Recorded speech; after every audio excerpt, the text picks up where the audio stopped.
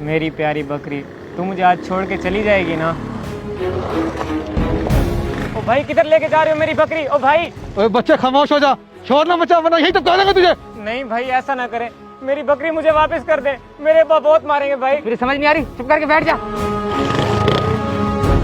भाई भाई ना लेके जाए।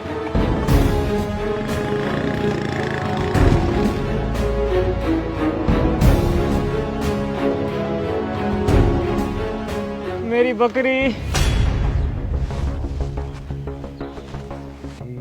ईद आ गई पर मेरा यार नहीं आया। ओए बकरी कहाँ है? जब मैंने तुझे कहा था कि उसको अकेले नहीं जाने देना तो फिर तूने क्यों जाने दिया, ये जानते हुए भी कि आज कुर्बानी का आखिरी दिन है। अब मैं क्या करूंगा, कसाई आने वाला है। सेठ साहब, मैंने छोटे साहब को मना तो किया था, लेकिन अब मैं सफाई करने आया हूँ तो वो आंख बचा के निकल गए होंगे बाहर से। मुझे नहीं पता। तुम्हें नहीं पता? सारा कसूर ही तुम्हारा है। जब मैंने तुम्हें कहा था कि उसको बाहर नहीं जाने देना तो तुमने फिर उसे क्यों जाने दिया? जाओ उन दोनों को लेकर आओ। क्या हुआ तुम्हें? तुम क्यों रो रहे हो? अब्बा, वो मैं बकरी को सैर पर लेकर गया था, जब वापस आ रहा था दो बंदे मुझसे बकरी छीन कर ले गए। सत्यानाश तुम्हारा, इसीलिए कहा था कि बकरी बाहर मत लेकर जाओ। सुकून आ गया? साहब जी, आप साद बाबा को ना डांटें। शुक्र करें कि चोरों ने उन्हें कुछ नहीं कहा। हाँ, गलती तो इसमें तुम्हारी भी है। जाओ मेरा बकरा लेकर आओ, ना मिले तो वापस नहीं आना। साहब जी, मेरी क्या गलती है साहब जी? जाओ।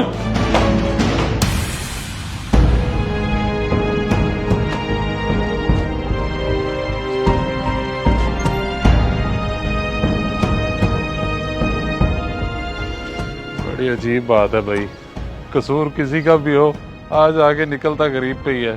भला अब मैं कहां से जाके ढूंढूं?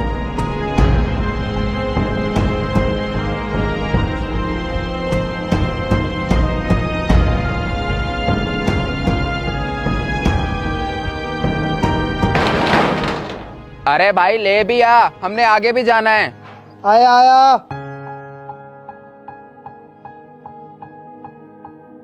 क्या करूं यार, ऐसे तो बकरा नहीं मिलने वाला। चोर कौन सा चोरी करके यहीं फिर रहा होगा।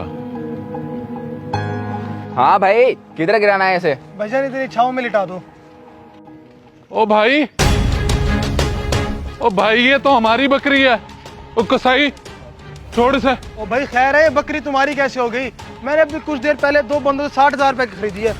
मैं कैसे मान लूं ये बात? क्या पता तुमने ये चोरी की हो। ये बकरी 2 घंटे पहले हमारी चोरी हुई है। दो वापस, वरना मैं अपने सेठ को लेके आता हूँ। अबे रहीम भाई को तो हम बहुत अरसे से जानते हैं। पहली दफा तो उन्होंने कुर्बानी के लिए बकरी खरीदी है और ऊपर से तू टपक पड़ा है। और भाई मैं गरीब जरूर हूँ मगर चोर नहीं। अब मंडी के इतने रेट ज्यादा हैं कि कोई जानवर खरीद ही नहीं सकते। कुछ देर पहले घर से कुर्बानी की नीयत से निकला था तो दो बंदों से बकरी खरीद ली। हाँ माशाल्लाह, बकरी तो सेहतमंद है। इसका फाइनल रेट लगाओ। वैसे मंडी में तो इसका रेट 80,000 लगा है। आज ईद का आखिरी दिन है, 70 में फाइनल कर देंगे। अरे भाई इतना महंगा? गरीब बंदा हूं मैं, मुश्किल से 60,000 ही जोड़ पाया, इसीलिए अभी तक कोई बकरा नहीं लिया। अब देख लो, मेरी नीयत तो कुर्बानी की है, कुछ कमी पेशी कर दो। चलो भाई, क्या याद करोगे, आपके लिए 60 की हो गई। ये लो, जाओ ईद मनाओ। अरे भाई बहुत बहुत शुक्रिया। एक मिनट, ये पूरे 60,000, मेहरबानी। तो मैंने इस तरह खरीदी है बकरी, मुझे अंदाजा ही नहीं था कि ये चोरी का माल हो सकता है। अब जिसकी बकरी है तुम उसे दे दो और इसे ले जाओ। लेकिन भाई, इस तरह तो आपका नुकसान हो गया। आप खरीदने से पहले तसल्ली तो कर लेते। बस उस वक्त जहन में ही नहीं आया। मैंने सोचा घर के नजदीक से मिल गया है, मंडी जाने से बचत हो गई। मुझे क्या पता था मुझे चोरी का माल मिल जाएगा। अच्छा, बहुत दुख हुआ भाई। आपसे एक गुजारिश है, अगर आप मेरे साथ चल के मेरे सेठ से मिल लो, क्योंकि वो इस वक्त गुस्से में है, हो सकता है वो मुझ पे यकीन ही ना करें। ठीक है, मैं चलता हूँ आपके साथ। अबे रहीम भाई, अब मैं क्या करूँ कुर्बानी का? अबे तू मुझे कर ले कुर्बान, अभी तू जा किसी और घर, इसका क्या करना है फिलहाल देखते हैं। चले भाई।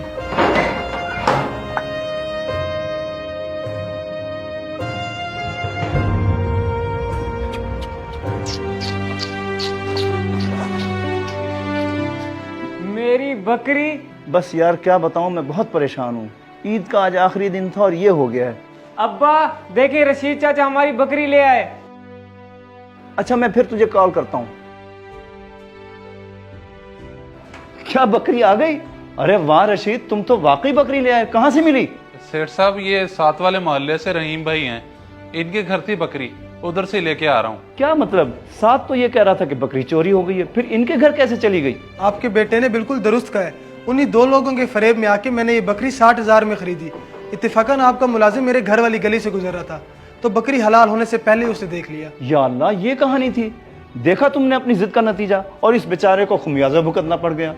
इसीलिए मैं तुम्हें मना करता था कि बकरी बाहर मत लेकर जाओ। सॉरी अब्बा, सॉरी अंकल। बेटा, बड़े कुछ सोच समझ के ही मना करते हैं, और आप भी अपने बच्चे को मजीद मत डांटे, इसे सबक मिल चुका है। अच्छा, मैं चलता हूँ। भाई रुकें यार, आपके साथ फ्रॉड हुआ है, मैं आपका नुकसान कुछ ना कुछ पूरा करना चाहता हूँ। अरे आपका बहुत बहुत शुक्रिया। मेरे साथ जो धोखा होना था वो तो हो गया। आप अपने पैसे अपने पास रखें और अल्लाह आपकी कुर्बानी कबूल करे। अल्लाह हाफिज। वाह भाई वाह, बहुत बड़े दिल का मालिक है रशीद।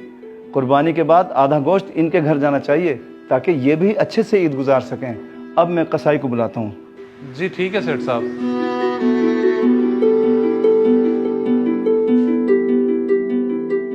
इस वीडियो को लाजमी शेयर करें। हो सकता है आपकी वजह से कोई राह रास्त पे आ जाए।